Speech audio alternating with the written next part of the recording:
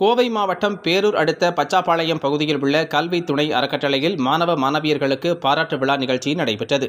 கோவை மாவட்டம் பேரூர் அடுத்த பச்சாப்பாளையம் பகுதியில் கல்வி துணை அறக்கட்டளை கடந்த 10 ஆண்டுகளாக இயங்கி வருகின்றது. இங்கு இன்று பள்ளி மாணவ மாணவியர்களுக்கு நடத்தப்பட்ட பல்வேறு போட்டிகளான பேச்சுப் போட்டி, ஓவியப் போட்டி, கதை, கட்டுரை போட்டிகளில் வெற்றி பெற்ற மாணவ மாணவியர்களுக்கு பரிசுகள் வழங்கும் நிகழ்ச்சி நடைபெற்றது.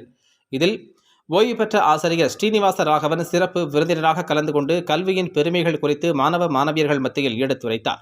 அப்போது பேசிய அவர், மாணவர்களின் கல்வியை மேம்படுத்தும் வகையில் யூடியூப் பக்கத்தை துவக்கி மாணவர்களுக்கு இலவச கல்வி அளித்து வருவதாகவும், இதில் 10,000க்கும் மேற்பட்ட மாணவர்கள் இலவசமாக பாடங்களை கற்றுத்தருவதாக கூறினார்.